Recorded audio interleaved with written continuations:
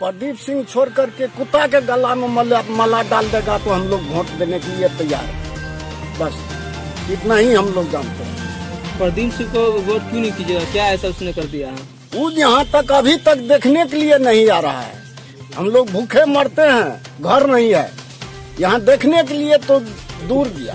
अभी तक कुछ नहीं मिला है। बबलू सिंह मर गया है एक बार का, वहाँ दौड़ते दौड़ते, लेकिन आज तक कोई यहाँ पर कुछ नहीं मिला है। प्रदीप सिंह जब से जीत गया है कुछ नहीं मिला है, इसलिए प्रदीप सिंह से हम लोग को वैसे एलर्जी है। प्रदीप सिंह छोड़ा के जो भी कैंडिडेट आएगा यहाँ पे, जैसे अमित भगत है और कोई युवा नेता होगा, हम लोग तो छापे वोट देंगे। सर, बीजेपी प्रदीप सिंह छोड़ के किसी अन्य कैंडिडेट को अगर टिकट देती है तो फिर हम लोग वोटिंग करेंगे। और वैसे भी जानवे करते हैं कि ऐसा है कि बीजेपी को वोटिंग तो देना ही देना है, नरेंद्र मोदी को तो वोट देना ही देना है। लेकिन यहाँ अगर प्रदीप सिंह को दिया जाएगा टिकट तो फिर नोटा दबाना पड़ेगा। उसके बाद दूसरा तो कोई ऑप्शन है ही नहीं हम लोग के पास। अगर इसके सिवा अगर शाहनवाज हुसैन आ जाए या अमित भगत है ये आ जाए, किसी अन्य युवा कैंडिडेट को अगर टिकट मिल जाए तो फिर हम लोग वोटिंग करेंगे। यहाँ से जीत के गया है, बहुत सारा वादा किया कि ये करेंगे वो करेंगे, किया कुछ नहीं। देखने के लिए भी एक बार क्षेत्र में नहीं आया है। इसीलिए हम लोग चाहते हैं कि प्रदीप सिंह को टिकट नहीं मिले। उसके अलावे जो कोई भी हो जाए, चाहे यंग में अमित शाह हो, अमित भगत हो जाए, शाहनवाज हुसैन हो जाए, कोई हो जाए, उसको मिलेगा। हम लोग बीजेपी को तो वोट करेंगे, निश्चित करेंगे।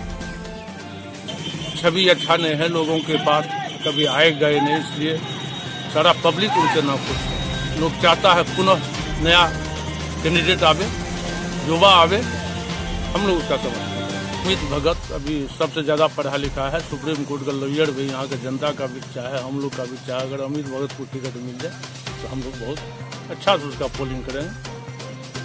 एक बार रहे 5 वर्ष या जितना दिन भी रहे, उनका क्षेत्र में कहीं कोनो नहीं रहा,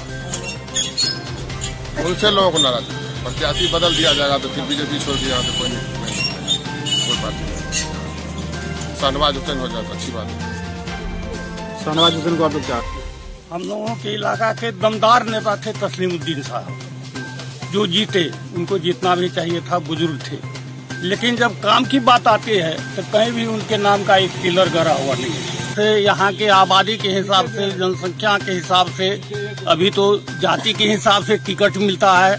हमारा नरपतगंज क्षेत्र पड़ता है एमएलए का, इसमें जब भी जीतता है तो कोई यादव जात का ही जीतता है, यानी कि जातीय के हिसाब से मिलता है। इसी तरह से इसको ध्यान में रखकर अगर वहाँ टिकट का बंटवारा हो। फिर दूसरा प्रश्न उठ जाता है कि वो लोकल है या नहीं। अब दूसरा महत्वपूर्ण मुद्दा बन गया है लोकल वाला।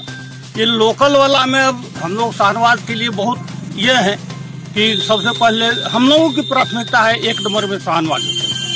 ऐसे हम लोग तो बहुत पुराने समय से ये बीजेपी के साथ हैं, इसीलिए टिकट किसी को मिलेगा, जिस किसी को मिलेगा हम लोग तो हम व्यक्तिगत उसी को वोट करेंगे। कैंडिडेट को चुन के भेजता है कि मेरा प्रतिनिधि ये है।